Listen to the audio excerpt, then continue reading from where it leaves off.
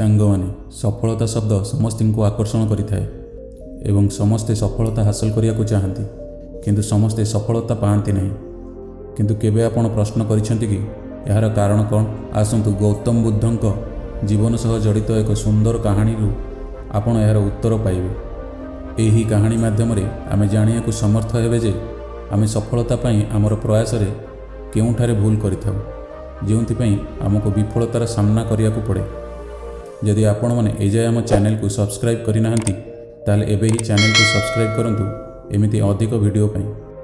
ଥରେ ଗୌତମ ବୁଦ୍ଧ ତାଙ୍କ ଭିକ୍ଷୁମାନଙ୍କ ସହିତ ଏକ ଗାଁ ଦେଇ ଯାଉଥିଲେ। ସେହି ଗାଁରେ ଜଳ ବ୍ୟବସ୍ଥାର ଅଭାବ ହେତୁ ଲୋକେମାନେ ଚିନ୍ତିତ ଥିଲେ। ଗାଁର ଲୋକଙ୍କୁ ପାଣି ଆଣିବାକୁ ବହୁତ ଦୂର ଯିବାକୁ ପଡ଼ୁଥିଲା। ଗାଁ ନିକଟରେ ଏକ ବିରାଟ କ୍ଷେତ ଥିଲା, ଯେଉଁଥିରେ ଅନେକ ଛୋଟ ଛୋଟ ଗର୍ତ୍ତ ଖୋଳାଯାଇଥିଲା। ତାଙ୍କର କୌତୂହଳକୁ ପୂରଣ କରିବା ପାଇଁ ତାଙ୍କ ସହିତ ଥିବା ଜଣେ ଭିକ୍ଷୁ ଗୌତମ ବୁଦ୍ଧଙ୍କୁ ପଚାରିଲେ, ଗାଁ ପଡ଼ିଆରେ ଖୋଳାଯାଇଥିବା ଏତେ ଗୁଡ଼ିଏ ଗାତର ବ୍ୟବହାର କ'ଣ?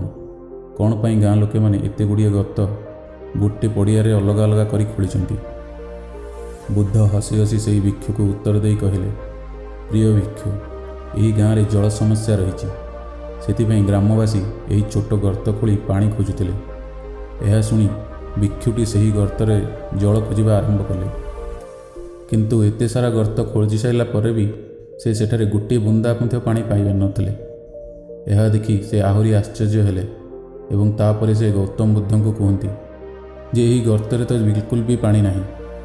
ଗୌତମ ବୁଦ୍ଧ କୁହନ୍ତି, ତୁମେ ସେଠାରେ ଲୋକଙ୍କ ଭିଡ଼ ଦେଖୁଛ କି? ସମସ୍ତେ ଗାଁଠାରୁ ଦୂରରେ ଥିବା ଏକ ନଦୀ ଆଡ଼କୁ ପାଣି ଆଣିବାକୁ ଯାଉଛନ୍ତି। ଏହା ଶୁଣିଲା ପରେ ଭିକ୍ଷୁ ବୁଦ୍ଧଙ୍କୁ ପଚାରେ, ଏହି ଗାଁରେ କ'ଣ ଜମା ଆଦୌ ବି ପାଣି ନାହିଁ? ଏହା ଶୁଣି ବୁଦ୍ଧ କୁହନ୍ତି, ପାଣି ଅଛି, କିନ୍ତୁ ଗାଁରେ ସେମିତି କେହି ନାହାନ୍ତି ଯିଏକି ପାଣି ଖୋଜିପାରିବ। ବୁଦ୍ଧ କ'ଣ କହିଲେ ଭିକ୍ଷୁ କିଛି ବୁଝିପାରିଲେ ନାହିଁ। ଏପଟ ସେପଟକୁ ଚାହିଁ ରହିଲେ।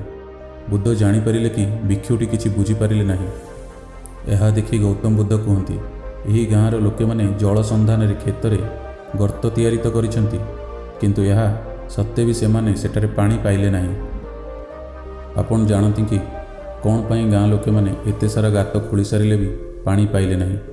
ଏହାର କାରଣ ହେଉଛି ସମସ୍ୟାର ସମାଧାନ ପାଇଁ ଠିକ୍ ସ୍ଥାନରେ କଠିନ ପରିଶ୍ରମ କରାଯାଇ ନାହିଁ। ଯଦି ଗାଁ ଲୋକେମାନେ ନିଜ ଭିତରେ ବିଚାର ବିମର୍ଶ କରି ନିଷ୍ପତ୍ତି ନେଇଥାନ୍ତେ ଏବଂ ଅନେକ ଅଲଗା ଅଲଗା ଜାଗାରେ ଗାତ ଖୋଳିବା ପରିବର୍ତ୍ତେ କେବଳ ଗୋଟିଏ ଗର୍ତ୍ତକୁ ସଠିକ୍ ଦିଗରେ ଖୋଳିଥାନ୍ତେ, ଯାହା 100 ଗର୍ତ୍ତ ସହିତ ସମାନ ହୋଇଥାନ୍ତା, ଆଉ ସେହି ଗାତଟି ଏତେ ବଡ଼ ହୋଇଥାନ୍ତା କି ସେ ଏକ ପୁଷ୍କରଣୀ ଆକାରରେ ପାଣି ସଞ୍ଚୟ କରିପାରିଥାନ୍ତା ଓ ସେମାନେ ନିଶ୍ଚୟ ଭାବରେ ପାଣି ପାଇପାରିଥାନ୍ତେ। ଏବେ ସେମାନଙ୍କୁ ଆଉ ଏତେ ଦୂର ପାଣି ଆଣିବାକୁ ଯିବାକୁ ପଡ଼ିନଥାନ୍ତା। ଏହାଦ୍ୱାରା ସେମାନଙ୍କ ସମୟ ବଞ୍ଚିବା ସହିତ ପରିଶ୍ରମ ବି କମ୍ କରିବାକୁ ପଡ଼ିଥାନ୍ତା। ଏଥର ଭିକ୍ଷୁଟି ବୁଦ୍ଧଙ୍କ କଥା ସମ୍ପୂର୍ଣ୍ଣ ଭାବେ ବୁଝିପାରିଥିଲେ। ସାଙ୍ଗମାନେ, ଗୌତମ ବୁଦ୍ଧଙ୍କ ସହିତ ଏହି କାହାଣୀରୁ ଆମେ ଜାଣୁ ଯେ ମାନବ ମନ ମଧ୍ୟ ସମାନ ଭାବରେ 100 ଦିଗରେ ଚାଲିଥାଏ, କିନ୍ତୁ ଯଦି ମନ ଗୋଟିଏ ଦିଗରେ ଧ୍ୟାନ ଦିଏ ଏବଂ ସେହି କାର୍ଯ୍ୟଟି ସମ୍ପନ୍ନ କରେ, ତେବେ ସେ ଲକ୍ଷ୍ୟସ୍ଥଳରେ ନିଶ୍ଚିନ୍ତ ଭାବରେ ପହଞ୍ଚିପାରିବ ଏବଂ ସଫଳତା ମଧ୍ୟ ହାସଲ କରିପାରିବ। ବିଫଳତାର କାରଣ ହେଉଛି ଅସ୍ଥିରତା ମନ, ଏବଂ ମନ ସବୁଆଡ଼େ ବୁଲୁଥିବାରୁ ଆମେ ସଠିକ୍ ନିଷ୍ପତ୍ତି ନେଇପାରିନଥାଉ ଓ ଏହାଦ୍ୱାରା ଆମେ ସଫଳ ହୋଇନଥାଉ। ଯଦି ଆପଣମାନେ ଆମ ଭିଡ଼ିଓରୁ କିଛି ଶିକ୍ଷା ଲାଭ କରୁଛନ୍ତି, ତାହେଲେ ଏମିତି ଅନେକ ସୁନ୍ଦର ଭିଡ଼ିଓ ପାଇଁ ଆମ ଚ୍ୟାନେଲକୁ ସବସ୍କ୍ରାଇବ୍ କରନ୍ତୁ। ଜୟ ଜଗନ୍ନାଥ। ପୁଣି ଦେଖା ହେବ ଆଉ ଏକ ଅନ୍ୟ ଭିଡ଼ିଓରେ।